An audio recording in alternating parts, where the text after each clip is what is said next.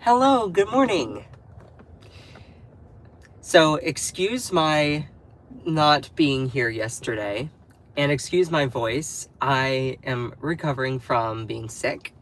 I had a really bad cold yesterday, so I apologize for sounding the way that I do if I'm a little bit more nasally. But,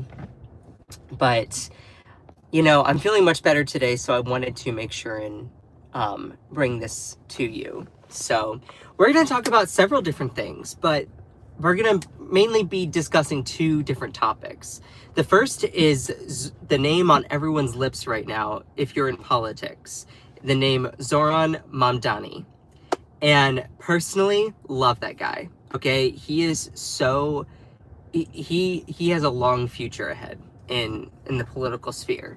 Like, I'm personally a huge fan of him because his policies are very much pro-worker, and he has a really great way of making like progressive policies sound incredibly realistic. Because up until now, one downfall that progressives have is trying to make their policies actually trying to like figure out ways to communicate how beneficial they are. And so he is someone, when you listen to his proposals, his ideas, when you listen to what he advocates for, it's just like, it's groundbreaking. So we're going to be talking about Zohran Mamdani, sorry. I'm still recovering from a cold. Good morning, Kate. Hello. And yeah, I wasn't on yesterday because I was sick. So hopefully I'm fully back to normal. But yesterday, I was sick as a dog. I was in bed all day. I didn't even go to work. So anyway, I'm going to work a little bit later. It's going to be a shorter live today than normal, but I still wanted to hop on and give you all some news and information. And I'm going to be debuting two main things. All right. Also, excuse my voice if I sound a little bit nasally. I'm still recovering from a cold. Also, do you like my little new mug? I got it at Pride. It says, "Being gay is like glitter. It never goes away." To everyone who's like, it's a phase. It's a phase. No, it's not a phase, honey. It's like glitter. If you ever try to get glitter off your skin, it's like literally impossible. Anyway, if I blow my nose during the live, please excuse me. I'm still recovering from a cold. But if you're new here, say hello and where you're tuning in from. I like to get to know people.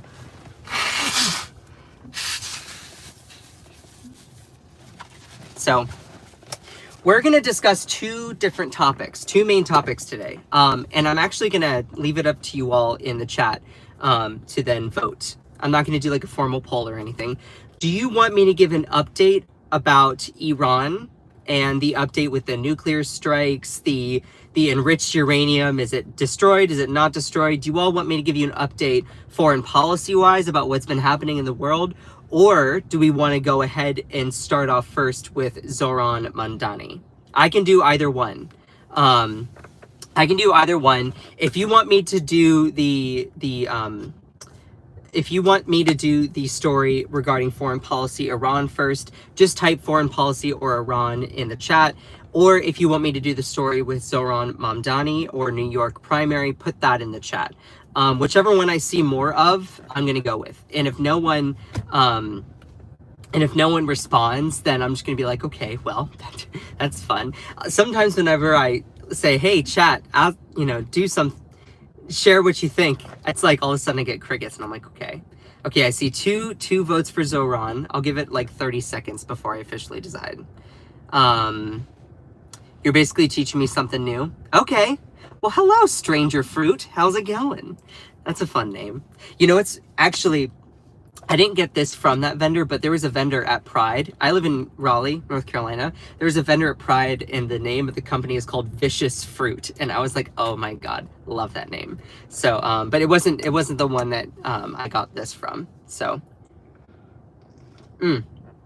okay, so I'm seeing more people saying Zohran Mandani. All right, let's talk about him. So, you all may have heard of the name Zohran Mamdani. Let me show you how it is spelled. Zohran is Zohran, and then Mamdani is Mamdani. This is a guy who is a New York State House Assemblyman. So you know how we have the U.S. House of Representatives, we have the U.S. Senate, and we have the President and the Supreme Court. Well, remember, each state has their own elected legislature as well. Zohran Mandani, if I'm not mistaken, is a New York State House member. Part of the New York State House. They call it the Assembly, I believe. It means the same thing. So this is a guy who's an elected lawmaker already for the state of New York. And Zohran Mandani is very much from the same branch of the Democratic Party as AOC, Rashida Tlaib, Ilhan Omar, Ayanna Pressley, these really, really strong progressives. He does align himself with Bernie and does say that he's a democratic socialist. Now, to all these people that are like, oh my God, democratic socialism is bad. If you take out the term democratic socialist and just listen to the policies, guess what? People are like, oh yeah, that sounds really, really good. That sounds amazing. See, the thing is, a lot of times people will associate the term democratic socialism with something dangerous. Whereas if you actually just go back and peel back the policy, you're like, oh, that sounds incredibly reasonable. So let me tell you what has happened. So Zohran Mandani is a very, very unapologetic progressive guy. And he ran for mayor of New York, and he has won the Democratic primary. Now, he has not won the mayorship, but he won the Democratic primary, which is big because the city of New York is pretty Democratic, so it kind of like whoever wins the primary is very assumed to win the general election, but it's not necessarily. But, a lot of progressives are very much enthusiastic about this. Let me tell you what his main things that he ran on, okay? There are a few different main things that he prioritized during his campaign. He talked about other stuff, but these were the big things. Mamdani won the primary with a focus on policies including lowering housing costs, universal child care.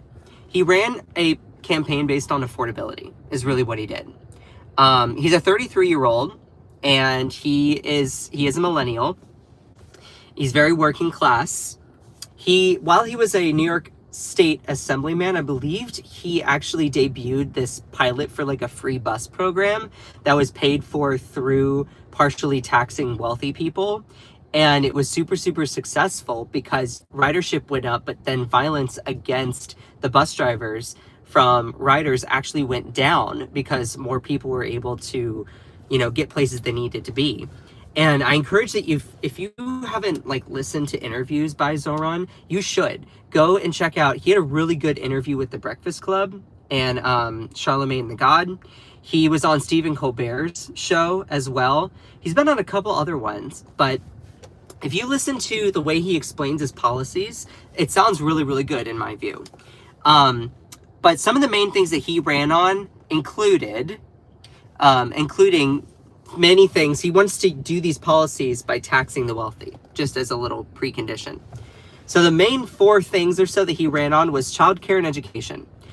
And this is from the 19th. They did a really good expose on this. Mamdani's policy was that he wants to expand universal childcare for children from 6 weeks to 5 years by opening up new childcare centers and raising wages for childcare and early childhood education professionals and employees. And you're like, well, where is he going to get the money from? Taxing some of the wealthy a little bit more. Now, what's really, really interesting is you have New York's tax rate is actually lower than New Jersey. And he said, well, what I want to do is actually raise it to where New Jersey is. I mean, if they want to move, they can move, but it's going to be the same as New Jersey. So they can't really, if they want to move, then sure, it's not really going to benefit them. So the way that he talks about it is yeah, we're going to pay for these policies. We're going to pay for these services by taxing the wealthy and corporations that have been making hand over fist profits a little bit more. You do realize that Democrats also, even some mainstream Democrats will adopt the language of, yeah, let's tax billionaires. Yeah, it was the left that really started pushing that idea. So, and you notice that when when our former president Biden actually put in a proposal for like a billionaire minimum tax of like 20%, his approval rating like skyrocketed, because that's an incredibly popular policy. It's when Democrats start embracing their progressive base that they actually win elections. That's so if you really want to beat Republicans, you go to the left. Everyone thinks you have to go to the center. There are not, the whole idea of going to the center is just so stupid. It used to be like that. It's completely changed because there are less voters in the center than you may realize. So this is the guy who said, yeah, we want to do universal child care for expanding it from 6 weeks to 5 years of age. We want to appropriately staff child care centers and do early child development. Oh dear, that's so scary, right? So there was that. Also, he said, the quote, the lack of universal child care has cost our city's economy more than $20 billion. $20 billion in the last few years alone. Mandani also proposed giving baby baskets to new parents of New York City, including information and resources for new parents, items like diapers, baby wipes, nursing pads, postpartum pads, swaddles, and books, and also a program to address maternal mortality. Oh my gosh, this sounds scary. This sounds so crazy. He's literally trying to help working people. This is what it is. Don't try to like read into it. It's literally just like, yeah, we should have more resources going to then the lowest of the low income, also funding things that help kids, addressing maternal mortality. How is that so scary? How is that scary? See, this is the thing. People are like, oh, it's a 4D chess move and you have to do all this. No. It's actually quite simple. The government, theoretically, is supposed to be a pot of money that we all pay into. Right now, we all pay into it, but the richest of the rich people are making the poorest pay so much more into it than they are paying into it. The idea of the government is supposed to be by and for the people. It's supposed to dole out resources to the folks who need it, who not as a handout, but as something you pay into. We as a country cannot function unless we are all then taken care of. We are not going to be a strong country if there is a huge wealth gap to the point where then worker productivity is still super sky high, and then like the profits that these people make are lower and lower and lower for the working class. So like, I'm sorry, but we don't need to try and give handouts to the rich anymore. We don't. Actually, we should probably be using some of that money to fund programs that help everyone. So, those were some of the things he said. Also, fully funded schools. Wow, so dangerous. Also, he said that he wants to actually freeze rent on rent stabilized units. So he actually wants to stop rent from going up for certain groups of people if they're in a rent stabilized unit. And as the city mayor, he would have the ability to do that. Which, what that does is it protects people who are already low income from not having to pay more and more and more and more and more for their rent. I think in general, it would be really, really nice because, you know, housing companies are making hand over fist profits. You have people in the real estate industry making so much money. They do this thing called benefit buy down. Have you all heard that term? If you've heard that term, it may have been on my live stream. This is happening everywhere in the United States. You can see it in every single realm. Benefit buy down is when things get more and more expensive, but you get less and less service, less and less of the product, less and less coverage. Think of it with insurance. You pay more and more and more for premiums and co-pays. You pay more and more for it, but then you get less and less coverage. That's happening all around. You go to the supermarket. I'm pointing to my local grocery store, the big chain grocery store over here. You go to the supermarket and you get the same bag of apples. And you pay more and more, and there's less apples in the bag. It's the same with housing. You're paying more and more for rent, but then you get less and less amenities, less and less access. So this happens all the time, and it continues happening in America. Happens within healthcare, happens within pharmaceuticals, happens within hospitality, Happens within everything, where you start paying more and more and you get less and less. Meanwhile, the corporations keep making hand over fist profits because they squeeze people. Sorry, but we need stop the squeezing. We need to actually have a country that helps everyone. So that's some of the stuff that he has advocated for. Also, he wants to do a $30 minimum wage in New York, which is also going to partially be funded through small business grants. So, you know, like, oh, well, a small business owner, they can't pay their employee $30 an hour. Well, part of that is going to be subsidized by receiving money from the government. That money being stuff that is often paid for now a little bit more by the wealthy, in order to then shift some of this burden of paying for services and living wages so that it's being shifted away from always nickel and diming the working class and actually taxing the rich a little more. For some people that are like, oh, well, what about small businesses? They can't pay a super, super high wage. That's true. So if you have a minimum wage that's super, super high and you don't give relief to small business owners, it's going to hurt them. Fair. Exactly. That's how that works. But this is why instead you have to have a policy put in place where, okay, the small business owner is going to pay 15 of that, and then the grant that they have in order to keep their business afloat, in order to do that, they'll pay the remaining $15 in order to do a $30 minimum wage. So that's how those small business grants work in order to offset some of those labor costs. Now, you might say, well, $30, that's a lot. Well, things are really expensive in New York. I don't live in New York. I'm not going to say whether I think that is an acceptable or not acceptable thing. That's up for New Yorkers to decide. New Yorkers elected him, so they can. That's the policy they want to get. Oftentimes, I also will point out that in many cases, and I'm saying this as a former political organizer, you will always lob for things to, like, oh, we're going to say $30 minimum wage. Let's go to the asking table for that, but then we will settle for like 20 or 25. So that often happens.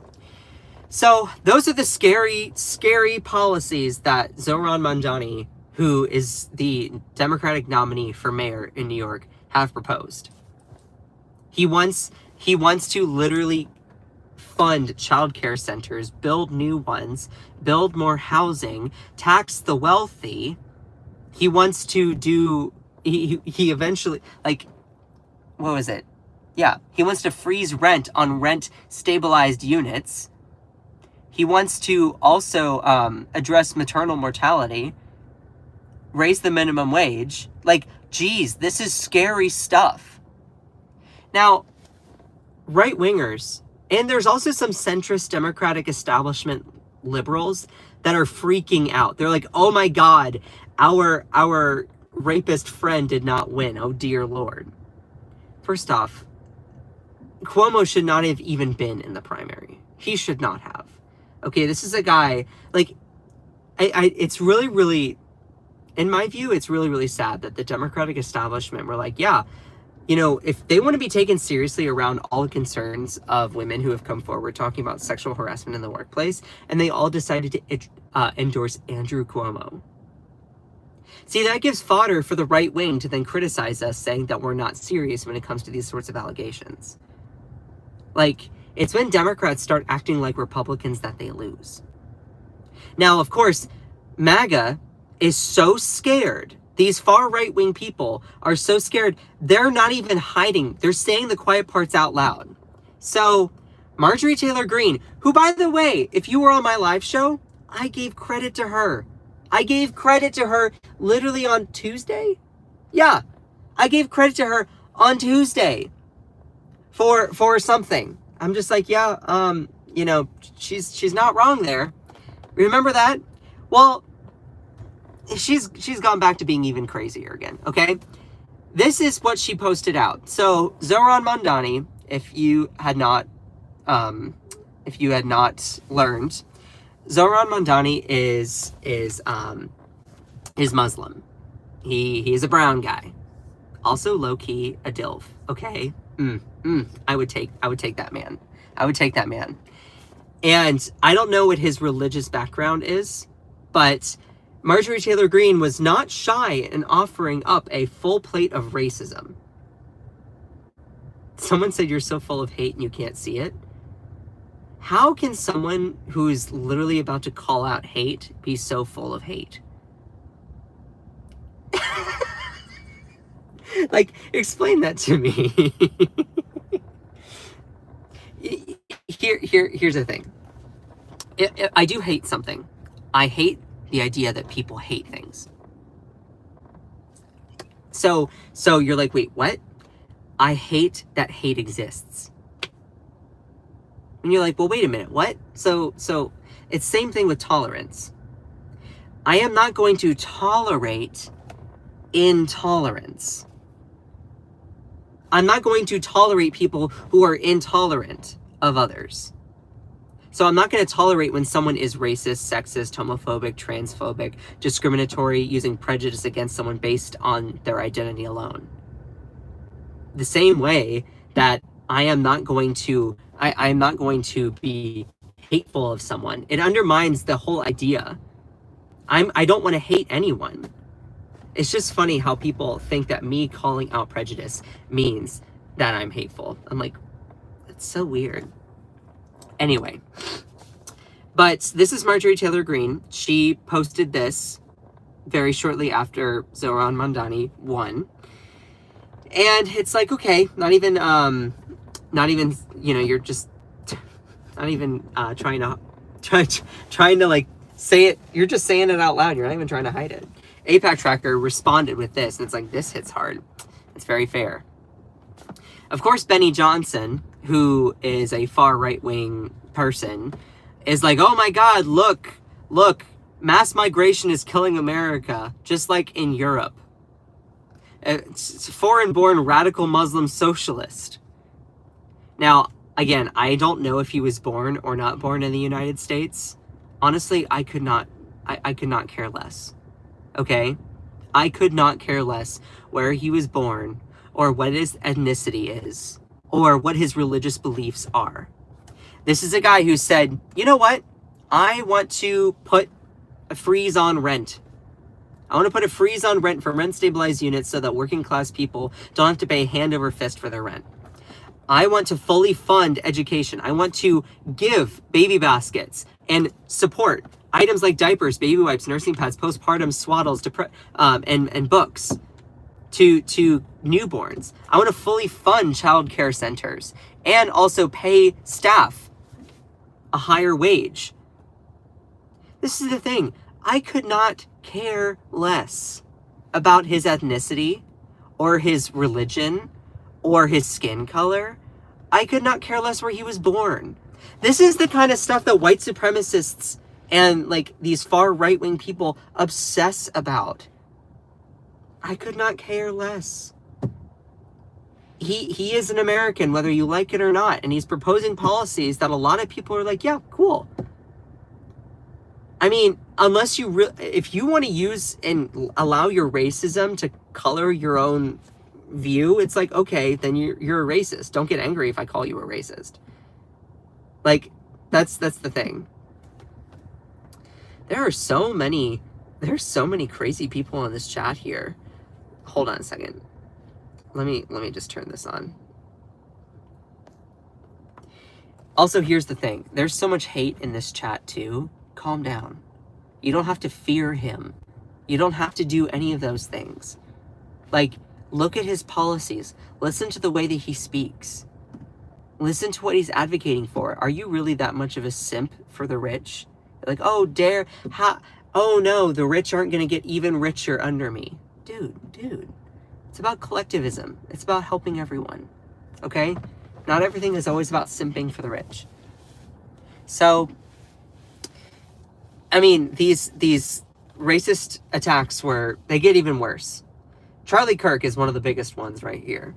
He says, London, Calgary, Rotterdam, and soon New York City. The power centers of the West will soon have Muslim mayors. You become what you import. Oh my God. And then I love how it's like, readers added context. Calgary's mayor is this guy. He's a Sikh and not a Muslim. Love that. And like, it gets even worse. And again, this is the kind of crap that, like, I really thought that we put a nail in this coffin a long time ago. Charlie Kirk says, 24 years ago, a group of Muslims killed 2,753 people on 9/11. Now, a Muslim socialist is on pace to run New York City. And I was like, yeah, because all Muslims must be terrorists, right? All Muslims must be terrorists. See, this is the thing. They're literally just trying to use racism to fearmonger. You do realize that the right uses racism in order to then scare people into voting for the same establishment people that rob you. So like, the left and the right use certain tactics in order to get you to abide by the business as usual status quo. So like, the right likes to fearmonger and be, oh, well, let's fearmonger about this person's race so that we get XYZ person elected that gives the same tax cuts to the wealthy. Especially the right. That's what they do all the time. They're like, oh dear, he's a Muslim guy. And now it gets even worse, y'all. And I'm gonna have to go here in a second. This is just crazy. And also, y'all, if you appreciate the live, I need to go in a few minutes. This is just crazy, and I want to talk about this more at some point in the future. The lesson from New York City, this is what Charlie Kirk said. The lesson from New York City is that both illegal and legal immigration can ruin your country. Dude, do you not remember that America, our country, was founded by immigrants, settlers? The America was already here. It was already found. It was already inhabited by Native Americans who, you know, this was their land. We came in and totally just took it from them and unalived them in a genocide and forced them in the Trail of Tears to go westward. Like, we are also a country, a blended country of a whole bunch of other countries. Okay? Now, adding in for context, one side of my family came through Ellis Island, my mom's side. My dad's side of the family were actually American colonizers. Yes, that's true. They fought back the tyranny of England. They fought for, you know, religious liberty and freedom. Also, they probably murdered a lot of Native Americans. My past lineage. Now, for context, that doesn't make me a bad person. It also is important to understand where your heritage is from. My mom's side of the family, they immigrated from Ireland, Latvia, Wales, all of that.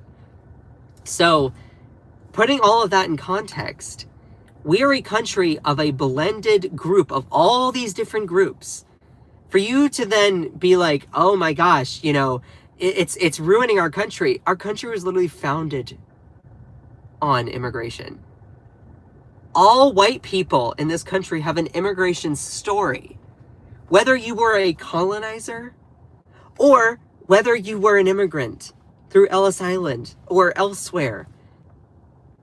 So these people that are like fear-mongering around like you're not American. American isn't an ethnicity. American is not an ethnicity.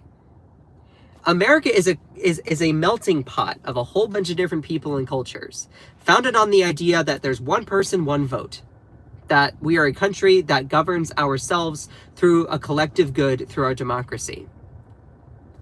I don't understand why there are these far right-wing fascist propagandist racists that think that somehow this country was only supposed to be white, or somehow this country was only supposed to be Christian. Do you really have that much hate and condemnation for other different groups of people to the point where you want to exterminate and alienate and discriminate against all different types of people who are not like you?